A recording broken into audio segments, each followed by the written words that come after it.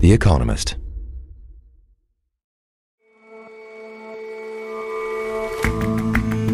Hello and welcome to The Intelligence from The Economist. I'm Jason Palmer.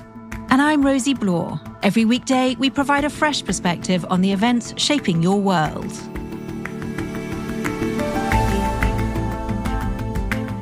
Asia has always been a strong market for gold, but recent numbers really show just how strong it is. We look past the cultural reasons for the love affair, seeking the hard-nosed economic ones. And you may think of New Zealand as a blissful Middle Earth awash with natural wonders. But some New Zealanders are actually getting a bit sick of the country, and the number of emigrants is rising. Our correspondent finds out why.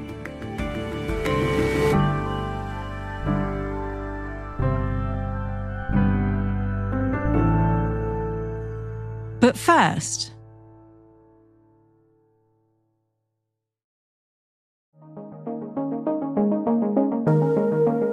genes are the building blocks for all living things. By altering genetic code, you change an organism. For decades, scientists have been trying to do just that.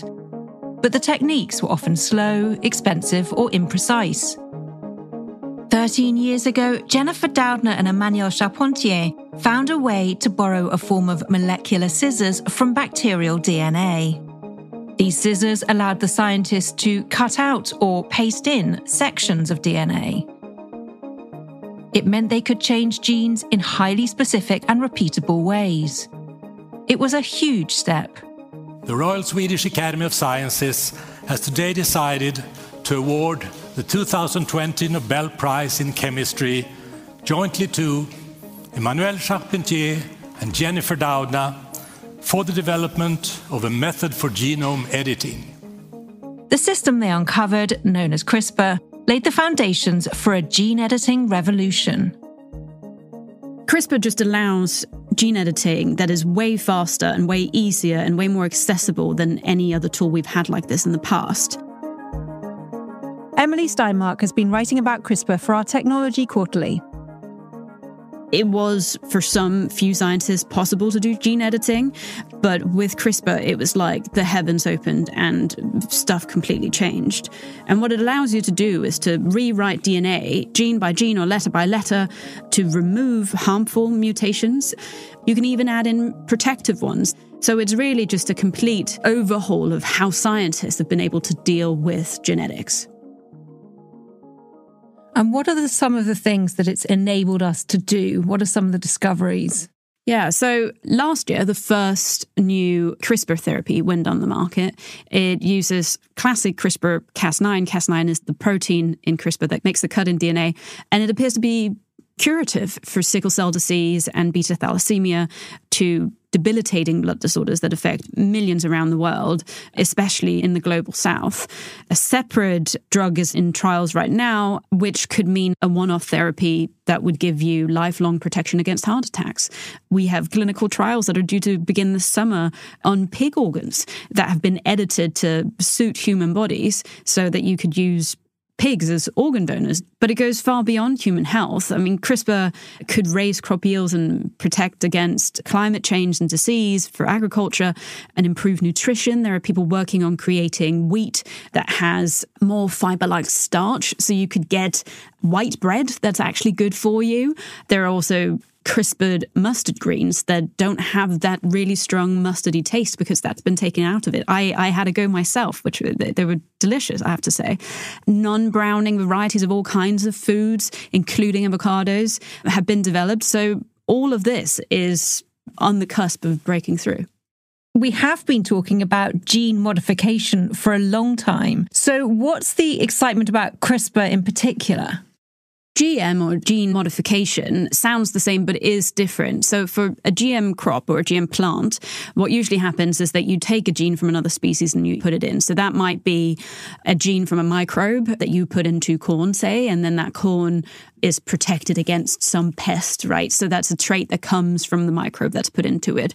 But with gene editing, it's not so much that you put in genes from a foreign organism, it's that you edit the genes that are already there. So there might be lots of different varieties of a particular plant, let's say wheat, across the world. And also just if you have a field, there's going to be mutations all the time, some of which may be beneficial. What CRISPR does is really allow you to control that, right? And bring in the edits that you want to see and put them straight into the plant. So lots of excitement around it and lots of potential possibilities, but so far only one human therapy on the market. Is that right? That's right. I think the thing to remember here is the big paper, the one that got the Nobel Prize, came out in 2012, and that sounds like a long time ago now. But that was the first time that scientists discovered that CRISPR had the potential to be a gene editor. I mean, it's the earliest of early days in 2012, right? Like, just because somebody hands you a paintbrush doesn't make you a successful artist overnight.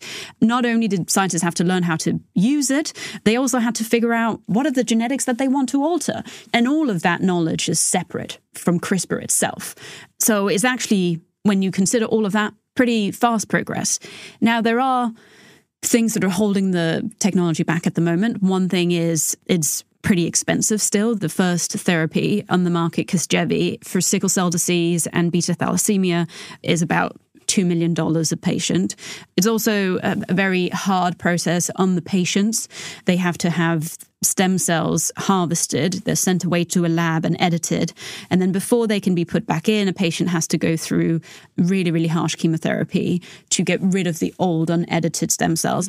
So new therapies, ideally, would be a lot kinder on the patient. One way to do that is to do the editing in the body. They're making huge progress on this, but it is still early days for that. It's going to take a continued flow of investment, but it's probably also going to take a loosening of some regulation. And what sort of regulations are there at the moment?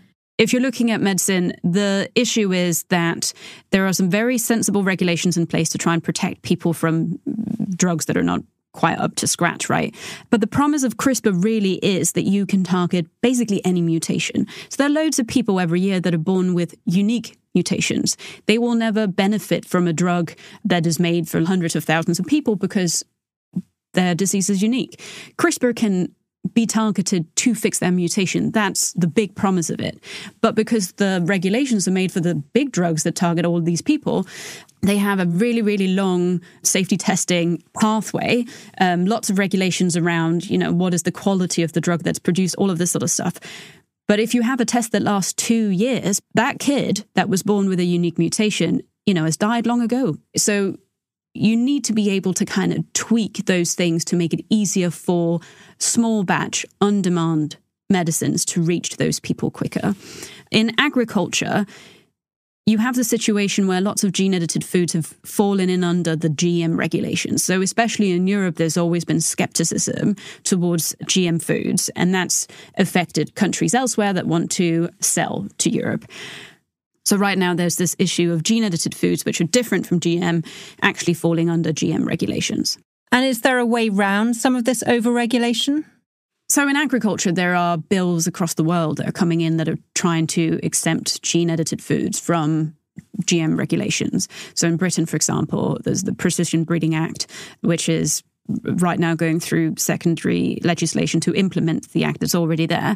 That would have a huge impact on streamlining access to the British market for gene-edited foods. A very similar bill is being discussed in the EU at the moment. Lots of other countries in the world are looking at this. There will be a method that works for different regions, I'm sure.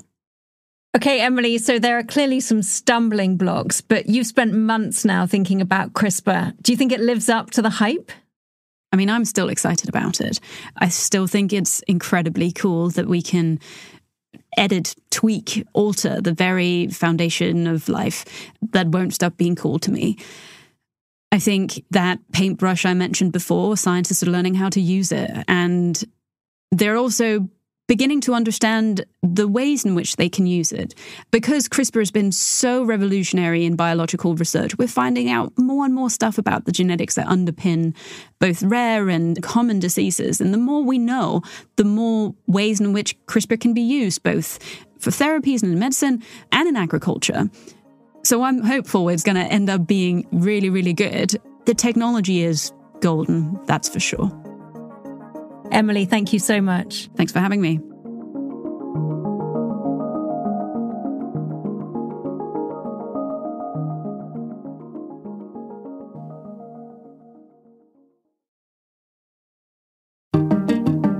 On tomorrow's Weekend Intelligence, we're going deep into America's pronatalist heartland.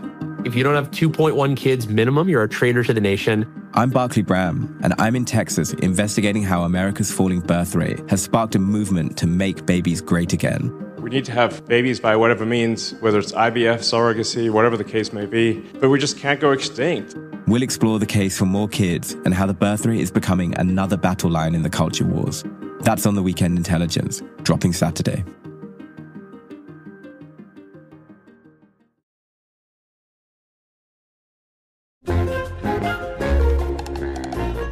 A few hours before Donald Trump went to the Rose Garden to unveil his so-called reciprocal tariffs, I was wandering around in the hot sun in South Bombay when I came across the local branch of Tanishq, which is India's biggest jewelry retailer. Leo Marani is an Asia correspondent for The Economist and is based in Mumbai, which he insists still on calling Bombay. Outside, there was a sign that said, "Rising gold prices stopping your wedding jewelry purchase?" Then it advertised, "Pay nothing for your dream with a festival of exchange." Later that day, the price of gold hit an all-time high, so I think they knew what was coming. I went in to chat with them about whether the rising price of gold in recent weeks had had an effect, and they said not really, but the exchange offer had certainly helped. I kind of wish I'd gone back because later that day, gold broke through to an all-time high price. Gold broke through the $3,000 an ounce milestone for the first time. Well, that was the highest priced at the time, but in the days to come, it's broken even that record. So let's put some numbers to this, Leo. How much gold are Indians buying?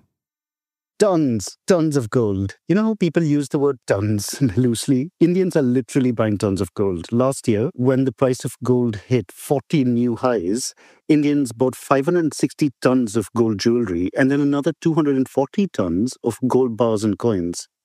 But it's not just Indians. Across Asia, gold is really, really popular as an investment and, of course, as jewelry. China bought 510 tons of gold in jewelry, for instance, and a lot more in gold bars and bullions. Thailand, not that big a place compared to these two, demand jumped 17% because it's become a lot easier to buy gold online, it turns out. Put it all together, and Asians accounted for nearly 2/3 of global demand for gold jewelry and bullion last year, not including central bank purchases. And if you want a comparison, America bought about 1/10 of that. So what's going on here? What's behind the Asian lust for gold? Well, people usually put it down to cultural reasons, which kind of annoys me because this is a very big continent with very, very different cultures. So that's not really a satisfying answer, but it's part of the answer. So in India, we have lots of people tend to make lots of new people, and there's weddings involved in all of that. And at weddings, people buy a lot of gold. It's a part of the bridal trousseau. People buy gold jewelry to wear to the weddings. China, similarly, gold plays an important part in weddings, in the birth of a child, in various traditions. And this is true also amongst the Chinese diaspora in Southeast Asia and amongst Southeast Asians themselves. But underlying all of this, even the cultural stuff, it's all rooted in some pretty solid economic and financial reasons. Basically the same ones as everybody else. It's a good store of value. Absolutely. So that's one part of it, right? Gold is a good store of value. I mean, even Americans who have all sorts of financial instruments they could invest in, they've been piling into gold in the past month. But in Asia, it serves an additional economic role, which is as a hedge against currency depreciation and as a way to gain exposure to assets not linked to the national economy. Because the thing is, it's very, very hard to invest in foreign markets or to move money out of many, many Asian countries. There's capital control or there's a lot of regulation. It's just very, very difficult. These are quite tightly controlled economies. The borders for money are quite tightly controlled. So really, it's just a sort of pragmatic decision around ease of investment. Well, yes, but also there's another element to it because not that many Indians, for example, have that much money to invest. It also plays a really, really important role in financial stability. In India, it's really hard to borrow money formally against land for various reasons. Land records, lack of paperwork, this, that, and the other. Especially for people like farmers or small traders whose income is subject to all sorts of vagaries, climatic, trade, economics, so on and so forth, right? So for these guys, when they have a little bit of spare cash, they invest it in gold. If they're facing tough times, they can easily get loans against the gold. Gold is fantastic collateral. And in India, the gold loan market has become increasingly formal and pretty impressive. You can get a gold loan in about 15 minutes. It's also really important for women who very often are not allowed to work, are not allowed to own assets, and are basically completely financially dependent. But here they can save up little bits, buy jewelry which is acceptable, and then it gives them a little bit of security. Similarly, pension systems are not super developed in this part of the world, especially in India. And so saving up in gold over the course of your life can serve again as a safety net for when you're old. So in Asia, in some, gold has really kind of figured into the economy a lot more in a lot more ways than it is elsewhere, where it's just the business of speculators and nervy investors. Precisely. In Asia, where there's a lot of sensible economic reasons like I just laid out, that also has negative effects as a result of it being such a big part of people's portfolios. So number one is that you have to actually get the stuff, and not every country is able to produce gold, or if it is, it doesn't produce enough. So China is the world's biggest gold producer, but it can still only satisfy about 40% of its own demand. India, the amount of gold it produces rounds to zero. And so this has a big impact on the trade deficit. There are some months when gold is the country's single largest import category, outpacing even fuel and energy. Gold accounts for 8% of India's overall imports. It has really quite weird effects on the macroeconomic situation. And all of that then puts downward pressure on the rupee, which means people want to buy more gold to hedge against currency depreciation. It's kind of vicious cycle. So in that sense, in India's case anyway, it sounds as if the government would be wise to almost discourage all of this gold buying. They've tried that from time to time, but the thing is, you can't really just say, don't do this very sensible thing, right? They could slap higher duties on gold, but that would just encourage smuggling. Just this week, there was a headline in the newspaper about a guy who tried to smuggle in about $750,000 worth of gold in his fake shoe. So, this stuff, it happens all the time. It's been going on for decades. What governments really should be doing is to allow capital to move out a little bit, or fix land record systems, stuff that is either really difficult or stuff that it's unpalatable for them to do. But what it really comes down to is, for all the cultural reasons, it's the political economy that decides whether people are going to be big consumers of gold or not. Leo, thanks as ever for your time. My pleasure, Jason.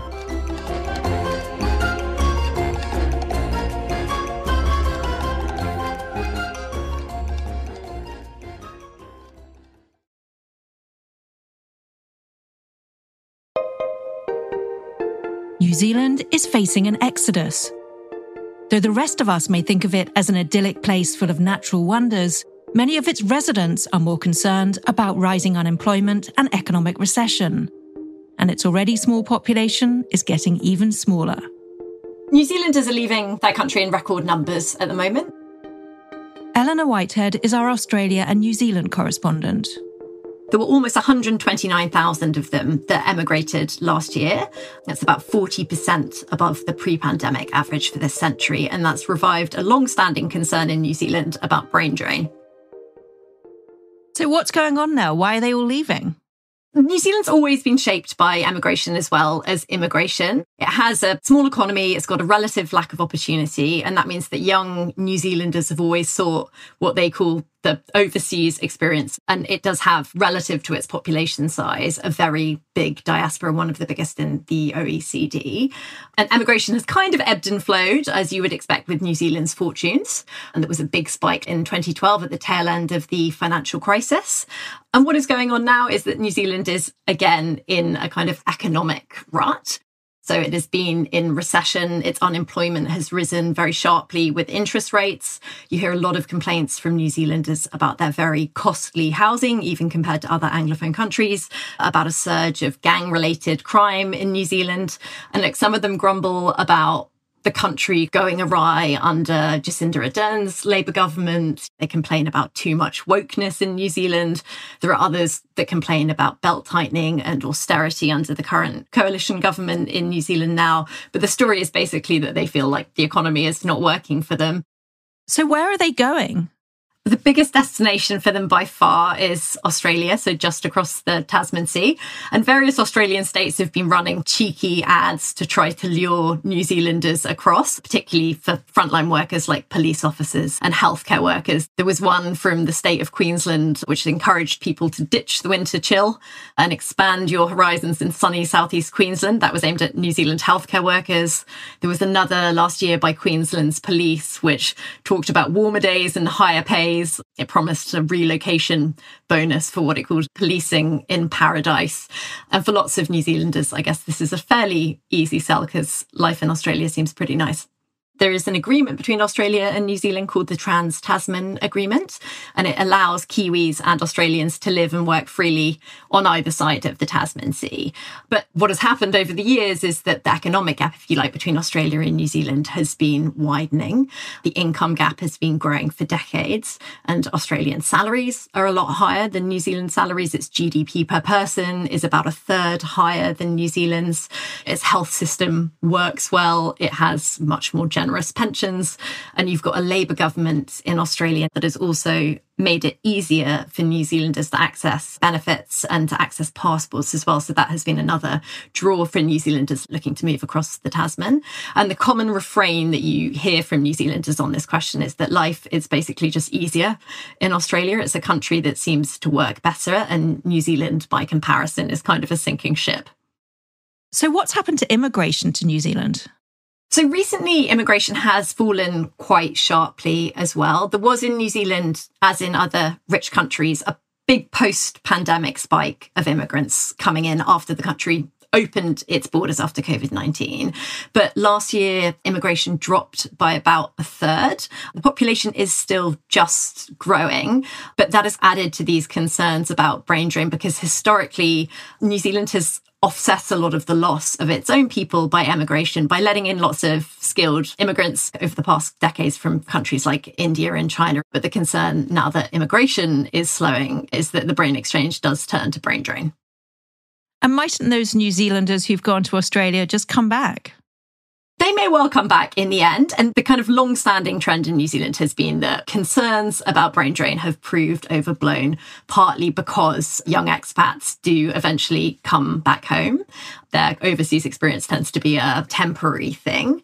But there is a risk of that changing now, and that's for a couple of reasons. One of those is that it's not just young New Zealanders who are leaving now. It's actually more experienced professionals deeper into their careers and extended families as well. So that's grandparents going to be with children and grandchildren in Australia, for example. So those trends are changing at the same time as the inward immigration is slowing. So historically, yes, New Zealanders have come back. The concern, I suppose, is as the gap between Australia particularly and New Zealand grows, there's less of a lure for them to return back home. Great to talk to you. Thanks so much. Thanks so much.